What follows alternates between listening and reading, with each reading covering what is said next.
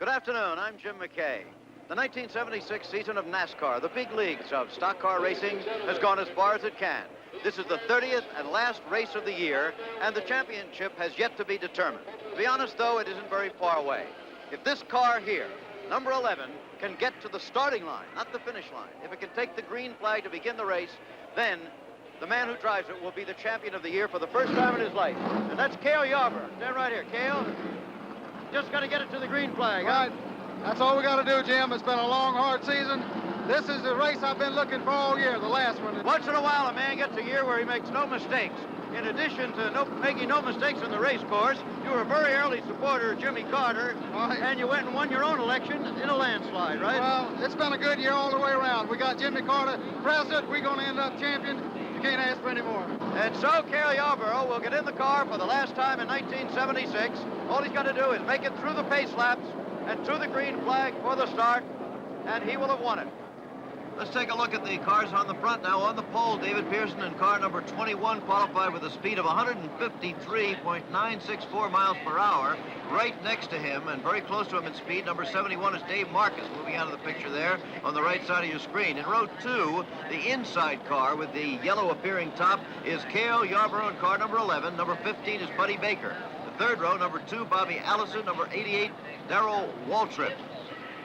Here's our expert on the sport, a man I should certainly think is better informed on the sport of stock car racing probably than anybody else in the world. Chris Economaki, editor of National Speed Sport News. What are you looking for, Chris? Well, I'm looking for a wild finish for a nice guy, Cale Yarborough. He's really won the championship by racing for it. The bonus points that he's earned for leading the races have carried him ahead. Without those bonus points, he wouldn't be in front today. So here we have a real race driver winning the championship. He's winning it the way race drivers like to win a championship. He's not backing into it in any way. He's won it by going to the front in every race that he could. Right, and no politics either on the racetrack at any rate. Okay. And here they come right now, Chris. Headed for the start. They're going to get the green flag on this hazy, smoggy day in California. That's Pearson down low on the right of your screen. Marcus right alongside of him. Headed for the start of the Ontario 500. They're very close, Jim. Despite 29 Chevys in the field, it's a Mercury, a Dodge, a Chevrolet, and a Ford. The top 4 places that Marcus urges ahead. He certainly does. Marcus hit the red car, number 71, and down low it's Cale Yarborough in car number 11 there, squeezing David Pearson back.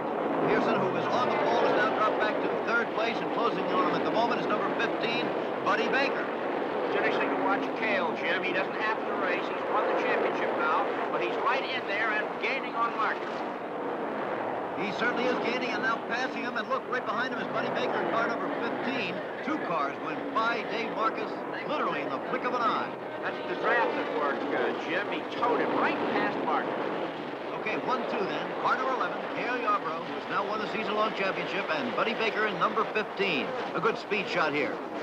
And there's the jubilation in the Junior Johnson pits because their man, Cale Yarborough, has won the year-long championship. There is Junior Johnson himself, a great race driver not too many years ago. The old war horse finally has a title. That's right. He never won it as a driver, but now as a car owner, he has it. And the man who won it for him is in first place in the race, Cale Yarborough, in car number 11. He and Buddy Baker really having it out. And Chris, I think if there are any 2 men who tend to go to the front at the beginning of the race, it's those 2. If David Pearson denies that he's a wait-and-see driver, there's David back there in 4th place. They are Chargers, Jim, and David is a very calculating driver. He makes his move late in races. Well, you look at the smog on this race course today, unbelievable. Out here in the mountain areas, about 50, 60 miles from Los Angeles. Okay, it's still the same, except look, David Pearson now has sneaked by and gotten into 3rd place. It's a beautiful racetrack, Jim. 2.5 miles, patterned after Indianapolis, but smoother.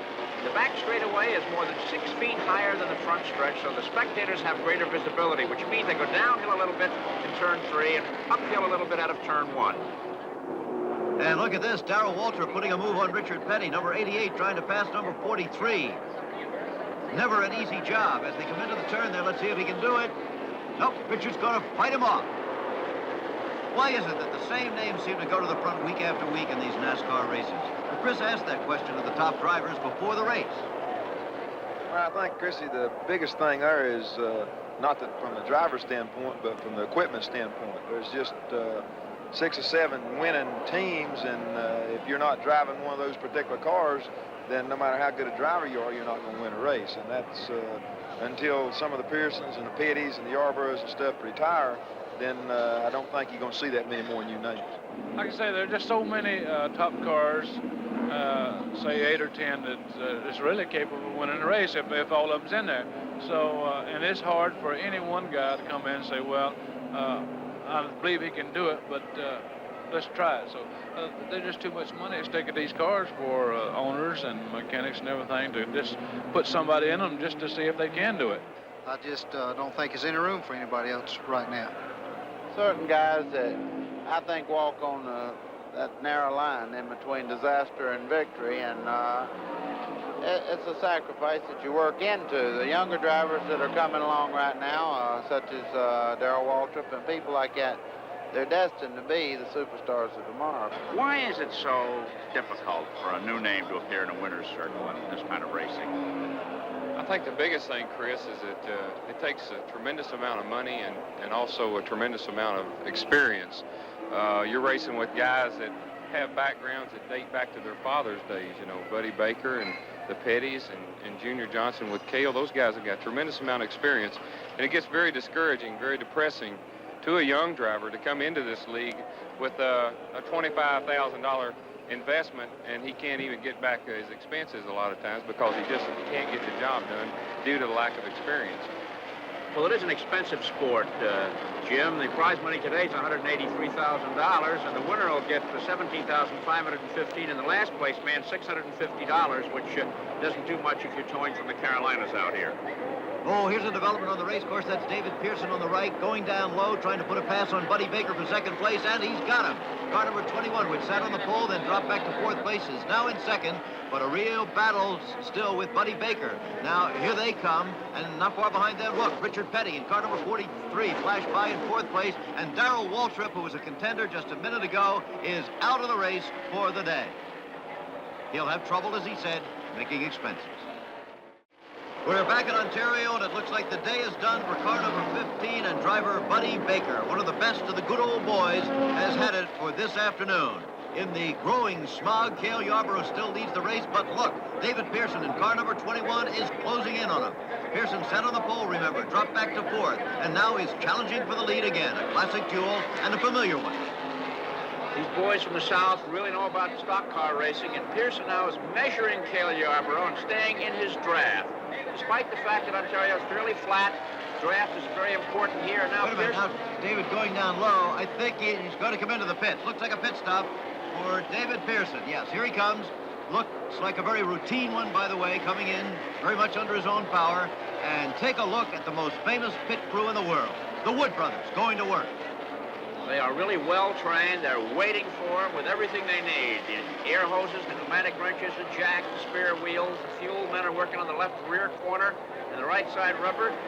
And look at this, out on the race course, Cale Yarborough is headed for the pits, but very, very slowly. Now, could be a couple of things. There's David going back out. He'll get the lead as Cale comes into the pits.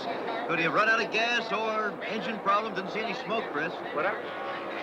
Well, it could very well be out of gas. You know, Jim, these cars do not have fuel gauges, and the first indication that a car is out to the driver is when the engine stops.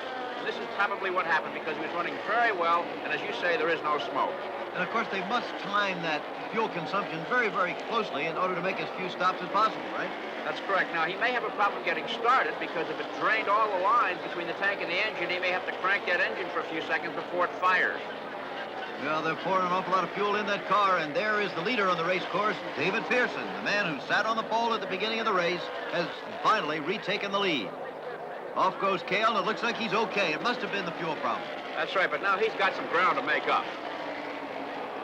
And Cale has been known to make up a lot of ground on a race course. Look out, we've got a spin out there. That's Janet Guthrie in car number 68. However, there were a couple of other cars involved in that.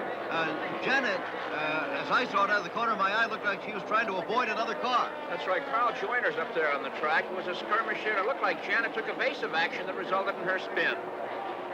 And quite effective evasive action, really. Looks like the car's all right, in fact. You see, she's got it underway again. Janet Guthrie, the only woman who drives regularly on the NASCAR stock car circuit. The yellow flag out, and there's Joyner coming into the pits.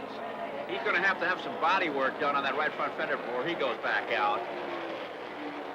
Okay, now let's take a look at Janet coming around there. Janet did a great job. She was forced low on the track, and in order to keep from running into the end of the pit wall, deliberately spun the car. It was a close call. There was a very professional move on her part, and of course she has to come to the pits now after that spin. However, it looks like that good move is going to keep her in the race, at least for a while longer. She was running 18th, by the way, when the crash occurred. Earlier, Chris asked her how she thought she'd do in this race. What about the 500 today, Janet? What kind of feelings do you have about your possibilities in it? Well, of course, I've been tending to run around the middle of the field in Grand National racing, and I'm starting 23rd out of, what did we have, 70-some attempting to qualify. I would say if I can manage to finish in the top 10, which I've run in the top 10 on a couple of occasions, if I can finish in the top 10, I'd be really tickled with that. And here comes Janet Guthrie, and now after having a wild twirl a little bit ago, she's just giving us the okay sign. With a smile on her face as they're changing the outside tires. A professional attitude, to say the least, and there's the radiator being cooled off on this very hot day here at the Ontario Motor Speedway. Now left side tires being changed. It's going to be an all-four tire change because of the spin which flat spotted the tires. Janet Guthrie provides the first excitement and the first yellow flag of the Times 500, and here she is back on the track. The green flag is out in the smog at Ontario, and they're racing again in the Ontario 500. David Pearson, the leader, but that yellow that was out was a good break for Cale Yarborough because he has closed up. Richard Petty is actually second, a very short distance behind the leader, but Cale Yarborough in car number 11 well, he's within striking distance, and he had fallen a long way back when he ran out of fuel earlier in the race, you'll recall. Well, there's only 4 cars in the same lap. Lenny Pond there in the blue Chevrolet is running in the top 10, but he's a lap down. The race is rather important from the rookie standpoint, a battle between Terry Bivens of Shawnee, Kansas, and Skip Manning of Bogalusa, Louisiana, with a $10,000 rookie prize today. One of them's going to win it when it's all over. Well, there's quite a battle for that more than $17,000 first prize in this race today between David Pearson and Richard Petty, car number 21 and 43. What a familiar scene that is on the race courses of the United States. There they are, Pearson in front and Petty second. You know, there's one school of thought among some drivers that David Pearson doesn't really go out and win races, and he kind of lays back and waits for the other people to break down. Well, he's certainly not doing that today, but Chris did talk to him about that aspect before the race began this afternoon. He asked David, do you really lay back? Well, I think that's just more or less jealousy of the ones that says I don't race. Of course, if I don't, I must be doing it the right way because I've been winning, so... I really think that that's just the guys that feel like I'm out horsepowering them or, you know, got a better car than they have, which I feel like I have too. But just because I have, it don't mean that I need to back off and let them win or something like that. I just try to take care of my equipment. And if you're not at the end of the race, running at the end of the race, you can't win. So I try to take care of my car and don't take any changes. And so I feel like that's just driving a smart race instead of... not racing. Well, that man is sure driving a smart race today. He is the leader, David Pearson. But now what has happened to Richard Petty? Richard was right behind him, but he has slowed way down on the race course. Richard Petty having a major problem, it appears. That'll put Cale Yarborough in second place. Dave Marcus is going to move into third. That's too bad. Maybe they can fix it. Hope for another yellow. There he is, headed for the pits right now. Familiar number 43 of Richard Petty. It's been one of Richard Petty's worst years. He's had a lower win percentage this year than he's had in more than a dozen years. Okay, well, here he comes into the pits. No, it's not pits. It's going to be garage time, it looks like, for Richard Petty. Chris Kanamaki is moving in there, trying to get down in there to have a word with him. They're opening the hood, as you see. That is always a sign of a major problem. But he did not pull into pit stop position, really. He pulled into position for going to the garage. Back up. Let's listen here. Richard, all done? Nice. That's it. Richard Petty ends his season being pushed to the garage area. The racing year 1976 is over for Richard Petty of Randleman, North Carolina. There's the leader, David Pearson. Jackie Stewart, our colleague on most of these racing telecasts, is unable to be with us today, by the way, and the reason, well, Jackie is giving his sons a Christmas treat in England. Let's join him there now. On this 2.5-mile racetrack, there's been a lot of action, and Cale Yarborough, car number 11, is in the pits again now. He led the race earlier, dropped way back after he ran out of fuel, had fought his way back into second place, but let's see how long this is going to take. Cale is giving us a great display of persistence and stick-to-itiveness today. He's won the championship, as we mentioned, and he wants to win this race in the worst way. By winning the championship, if you weren't with us earlier, Chris means very simply that by taking the green flag today, he became the year-long NASCAR champion. Okay, Junior Johnson on the jacket. Now, Junior's looking under the car. This may mean possible trouble for the number 11. Okay, getting pushed out. Engine doesn't sound very good. He's got a gear problem there? I think it's the clutches slipping, Jim. He's got a bit of a problem there in the driveline. Okay, well, coming down that home stretch now is David Pearson, the leader in car number 21, and he may put a lap on Cale Yarborough. Cale getting up to speed, but Pearson is coming fast and coming right about now. There he is, moving in on Cale Yarborough. Going up high is the lead car and putting a lap on Yarborough. Big tire problems here today, Chris, for several of the cars, it seems. That's right. Blistered tires have been a problem here, and there you can see what a tire looks like when it's blistered. Blistering comes from heat, and heat is generated by one of two things: a chassis not tuned to the track, or a driver abusing the car, or a combination of both.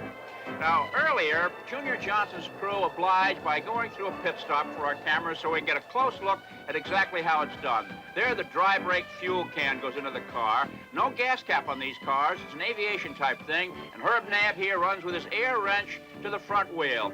It's a ballet choreographed by Junior Johnson and Herb Nabb, a mechanical one. And this is what happens.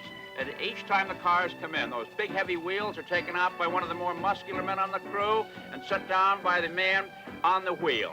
7 men allowed over the wall, including the driver, but only 6 of them may work. The 7th man's job is to catch the spillage from the fuel. There you see him on the left of the screen, and that's all he may do.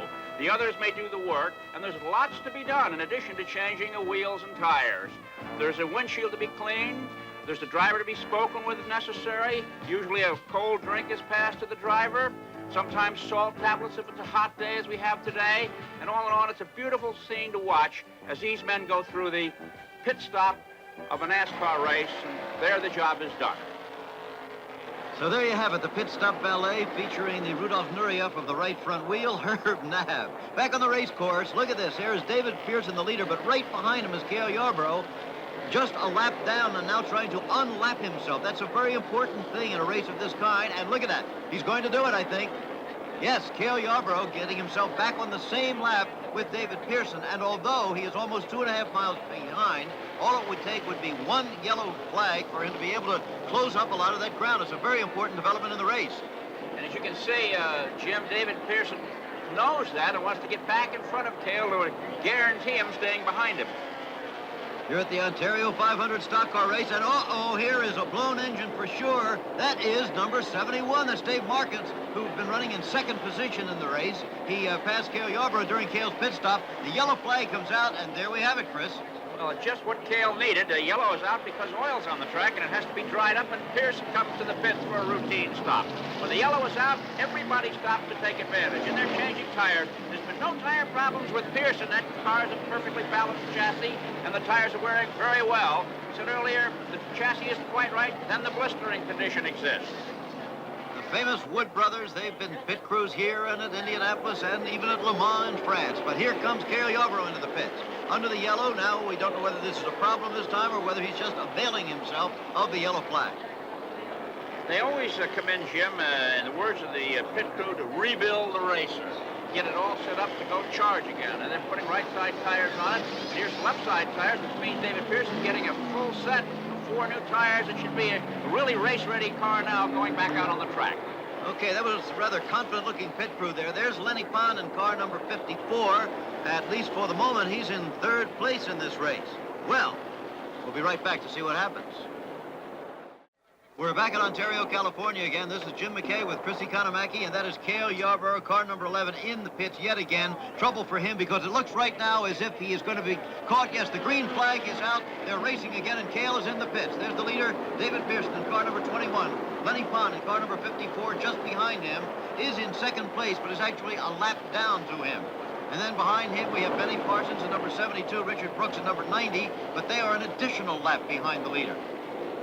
And so David Pearson appears headed for another victory. He'll be the winningest driver on the series this year if he makes it. And Cale Yarborough sits in his car as the mechanics are underneath trying to fix a clutch and transmission problem on the car. It's a shame because he had it going very well earlier in the day, but this problem has gotten worse and worse. And now they just can't seem to get it going down there. They're sticking to it, Jim, up opening the hood. The problem appears to be in the linkage to the transmission. Hey, there's a pretty good race driver. Excuse me, Paul Newman, the well-known actor, who's been getting better and better. He just won a championship down in Atlanta the other day. It's with him as Dave Lockton, the man who built the track here. Okay, today's race is NASCAR sanctioned, and it's the last of the year. Starting out next year, the first round comes on the 16th of January at Riverside Raceway in California, a 500-kilometer road race. Then on the 20th of February at Daytona Beach, Florida, it'll be the Daytona 500. And on February 27th at Richmond, Virginia, a 400-lap race. Okay, well, I think that's going to be it for the day for Cale Yarborough. Fine effort, but it is all over now. And through the continually gathering smog here, we take a look on the race course, and both Benny Parsons and Richard Brooks have unlapped themselves from Lenny Pond. In other words, they're on the same lap that he is now, although almost 2.5 miles behind. All of the cars, however, a full lap and more behind the leader, David Pierce. He's going to win going away unless something dramatic happens very quickly. You know, it's interesting, Jim, a 500-mile race on a 2.5-mile track, and here are two of the protagonists, bumper to bumper after all these miles. This NASCAR racing is really great. It's the most highly competitive motor racing in the world. Yeah, there you have it. Parsons in the lead car, number 72, then Richard Brooks, two of them right together, and just behind them, Lenny Pond in car number 54, but he's actually ahead of them by almost the entire circumference of the racetrack. Well, here's Terry Bivens of Shawnee, Kansas, one of the two fighting for the Rookie of the Year award. He had trouble early in the race, made an unscheduled stop under the green, but has come back to be one position away from his arch rival, Skip Manning. And there is Manning. Earlier, Chris asked both these fellas what they would think about during this race. Well, once the race starts, really, I'll just be thinking about the race, maybe under a caution flag or something. Of course, we have radios in our car. We'll probably keep up with where Terry is, of course. He's our major competition here as far as the rookie race goes. But we're here to race and not just run for a rookie here, you know, so we'll be racing. And I'd like to run just as hard as I could. If I can run with the leaders and run halfway through the race, I think I'll get more respect from the people that's into racing by doing that than going out with a real fine car like I've got and idling around trying to get a finish and hope to get another point or two. And remember that with that Rookie of the Year award goes not only a title, but $10,000, which will buy an awful lot of spare parts. That's Bivens on the race course, and there again, his rival for Rookie of the Year, number 92, Skip Manning. Now let's go to Chris with Cale in the garage area. Well, for Cale Yarborough, it started out a day of smiles and sunshine, Cale. You're the champion, and congratulations. Well, but on today's race, it had to be a frustrating day for you. well, it sure was, Chris. You know, I'm real happy to win the championship, but in this Holly Farm Chevrolet ran so good all day long, and we lost the clutch right there, Dan. It's just one of those things, but, you know, you just have to take a little bad with the good. We can't complain. We've had a good year. You were the fastest man on the track, Cale, and a couple of times you went back. You had tire trouble, but you stayed right in there. Cale, you won the championship the way a champion should win it, and today you gave us a show that I think never will be forgotten. I want to congratulate you and wish you well next year. Thank you, Chris. We'll be back. Cale Yarborough, who experienced both the thrill of victory and the agony of defeat in the same race. And there is Janet Guthrie out of the race now. That's a shame because after her spin, she had come all the way up to 9th place. We'll be back for the finish.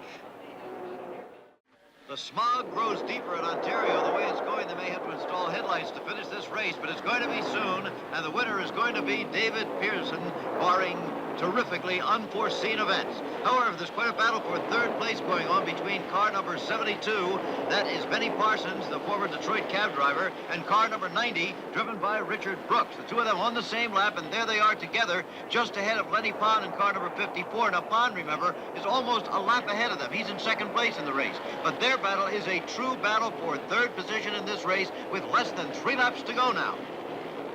The difference between third and fourth is over $3,000, Jim, so you can understand why this spirited wrestling for the position. And there's more than $17,000 waiting for this man, it appears, David Pearson, who now has less than 2 laps to go in this race. The grandfather of the Grand National Racing Circuit. And look at this battle for third. Number 90, Richard Brooks, testing Benny Parsons again. He's out in front of him, as a matter of fact. But Parsons up high in car number 72, pulls even again, gets his nose in front. And this $3,000 battle goes on and on because there again comes Brooks. Literally, door handle to door handle here. It's an interesting battle, too, from a machine standpoint. Parsons is driving a Chevrolet, and Brooks is driving one of only 5 Fords in the race. And just behind them, Lenny Pond, who, remember, is second in the race, almost a full lap ahead of them. It's a little dangerous for him to hang in there with them. No need for him to do it. I was wondering that myself, Jim. He seems to be very close to these two guys. One of them could miscue, knock the other one, and could take Pond out of the race. Well, there's the white flag, meaning there is 1 lap to go. Only 1 lap to go, and David Pearson will have won the first prize of more than $17,000. Drove an extremely intelligent race. He's always one of the most intelligent drivers on the circuit. And there's the battle for third, still going on. And Brooks trying him down low again. Parsons up high. Still, Parsons that much in front. While their battle goes on, here's the leader, cruising easily for home. That is if you call a speed of about 165 miles an hour, cruising easily. The presence of Lenny Pond, so close to that battling duo of Dick Brooks and Benny Parsons, may be that he has a favorite. They say 2 cars together go faster than 1, and he may have one of those drivers that he'd like to see get that extra $3,000. And here through the smog they come on the final lap of the afternoon of a 500-mile race. And it's going to be David Pearson taking the checkered flag in car number 21. He has won the day. He has won the race. He has won the top prize money. And look at this battle. Right to the checkered flag. And it was Benny Parsons just holding off Richard Brooks for third place. The other car with him, once again, Lenny Pond, was second in the race. A tremendous finish between these two fellows. And it was Benny Parsons showing all the skill of a Detroit cab driver, beating his colleague to the next pickup of a fare. But there is the winner, David Pearson, at an average speed of more than 137 miles per hour in his winning Mercury automobile. Second place to Lenny Pond, third to Benny Parsons, fourth to Richard Brooks, of course. In fifth place was James Hilton, sixth Bob Wawak, seventh and eighth were the rookies Terry Bivens and Skip Manning. Chrissy Kanamaki has moved over to victory lane for his traditional word with the winner, so let's go on down to him now. And coming into victory lane, number 21, one of the biggest winners in stock car racing history, Wood Brothers Purelator Mercury driver David Pearson in the last race of the year. David looking calm, a bit hot, and certainly tired on this hot California Sunday. He asks what it is, and he gets the drink of milk that he always asks for after a victory. And here he comes out of the car, and we'll have a word with the winner of the 1976 Times 500. Hey, congratulations, David. Thank you, Chris. Exciting race for you? Yeah, it was. In fact, I want to thank the pit crew and, especially the Purelator, my sponsor, for, having such a grateful car for me all year. Well, Cale, of course, had trouble. You think he would have beaten you had he stayed in? Well, I don't know. The time before that, we came in and made an adjustment, and we had 4 new tires on, and, of course, he had 4 new tires on, and I was running about the same. And so then later he had a flat and came in. So I don't know. I think it would have been awful close. Well, it was a great season for you. Congratulations, David. Thank you. And so another year ends. Richard Petty having his worst season, a girl in stock car racing, and Cale Yarborough, the new champion. And with that, we'll retire our nose guard for 1976. Chrissy Kanamaki, once a quiet, unassuming newspaper editor, now possessor of the most famous sunburned nose in television. So ends our racing year of 1976. For Cale Yarborough, as we said, the year of a lifetime, really. How could a man be much smarter than winning all the races he did and the national championship on the racetrack, winning a landslide victory for re-election as county commissioner back home, and being one of the earliest backers of President-elect Jimmy Carter. Quite a year for Cale. As for the race today, however, he wasn't able to finish it, put up a good battle, but the winner once again was the driving grandfather from the Southland, David Pearson. And we have the word on that Rookie of the Year award. The winner is Skip Manning of Bogalusa, Louisiana. He'll get the $10,000. Again, David Pearson, the winner here. This is the end of our racing year of 1976. It has extended from Ontario to Indy, from Darlington to Monte Carlo. And soon it will all start again. This is Jim McKay. Again now to Jackie Stewart.